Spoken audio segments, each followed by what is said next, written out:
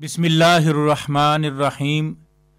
اللہم صلی علی سیدنا و مولانا محمد وعلی آل سیدنا و مولانا محمد وبارک وسلم وصلی علیہ۔ عن عبادۃ بن صامت رضی اللہ تعالی عنہ قال قال رسول اللہ صلی اللہ علیہ وآلہ وسلم الذهب بالذهب والفضة بالفضة والبر بالبر والشعير بالشعير والتمر بالتمر والملح بالملح مثلا بمثل سواء بسواء يدا بيد فإذا اختلفت هذه الأجناس فبيعوا كيف شئتم إذا كان يدا بيد او كما قال النبی صلی اللہ علیہ وآلہ وسلم۔ حضرت عبادہ بن صامت رضی اللہ تعالی عنہ سے مروی ہے، کہتے ہیں کہ رسول اللہ صلی اللہ علیہ وآلہ وسلم نے فرمایا، سونے کی خرید و فروخت سونے کے بدلے اور چاندی کی خرید و فروخت چاندی کے بدلے، گندم کی خرید و فروخت گندم کے بدلے اور جو کی خرید و فروخت جو کے بدلے، کھجوروں کی خرید و فروخت کھجوروں کے بدلے اور نمک کی خرید و فروخت نمک کے بدلے یکساں اور برابر اور دست بدست ہونی چاہیے، اور جب اجناس مختلف ہو جائیں تو جس طرح چاہو خرید و فروخت کرو، بشرطے کہ لین دین دست بدست ہو۔ اس حدیث کو امام مسلم رحمہ اللہ نے اپنی کتاب الجامع الصحیح کتاب البیوع کے اندر روایت کیا۔ اس حدیث میں رحمت عالم صلی اللہ علیہ وآلہ وسلم نے تجارت کا ایک انتہائی خوبصورت اور عمدہ اصول بیان فرمایا، اور یہ ایسا اصول ہے کہ جس اصول کی بنیاد پر معاشرہ امن کا گہوارہ بنتا ہے، اور معاشرے میں رہنے والے جو مسلمان ہیں ان کے اندر ایک دوسرے کے لیے اخلاص کا جذبہ، محبت کا جذبہ، پیار کا جذبہ پیدا ہوتا ہے۔ وگرنہ جس طرح رحمت عالم صلی اللہ علیہ وآلہ وسلم نے اس میں جو تجارت کا اصول بیان فرمایا، اسی طرح اس میں جو آپ صلی اللہ علیہ وآلہ وسلم نے سود کی مذمت فرمائی، تو سود جو ہے وہ معاشروں کو تباہ و برباد کر دیتا ہے، اس لیے کہ سود خور جو ہے وہ فقط اپنے مفاد کو مد نظر رکھتا ہے اور دوسرے فریق کی مجبوری کو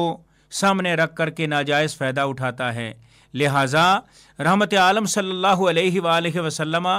مسلمانوں کے درمیان اپنی امت میں ایسا معاشرہ ان کا قائم کرنا چاہتے ہیں کہ جو کسی دوسرے کے مجبوریوں سے ناجائز فائدہ اٹھانے والا نہ ہو، بلکہ ایک دوسرے کے لیے مفید اور معاون ثابت ہو، ایک دوسرے کے لیے اخلاص کا جذبہ رکھے، محبت کا جذبہ رکھے، پیار کا جذبہ رکھے، تعاون کا جذبہ رکھے اور ہمدردی کا جذبہ رکھے۔ نبی رحمت صلی اللہ علیہ وآلہ وسلم ایسا معاشرہ قائم کرنا چاہتے ہیں۔ سود خوری کا جہاں تک تعلق ہے تو یہ معاشرے کے اقتصادی اعتدال کو تباہ و برباد کر دیتی ہے اور دولت و ثروت کے ارتکاز کا سبب بنتی ہے، کیونکہ اس کے ذریعہ فقط ایک طبقہ فائدہ اٹھاتا ہے اور تمام تر اقتصادی نقصانات جو ہے وہ دوسرے طبقے کو برداشت کرنا پڑتے ہیں، اس لیے کہ دوسرا طبقہ یا دوسرا فریق جو ہے وہ پہلے فریق کو اس کی اصل جو رقم ہے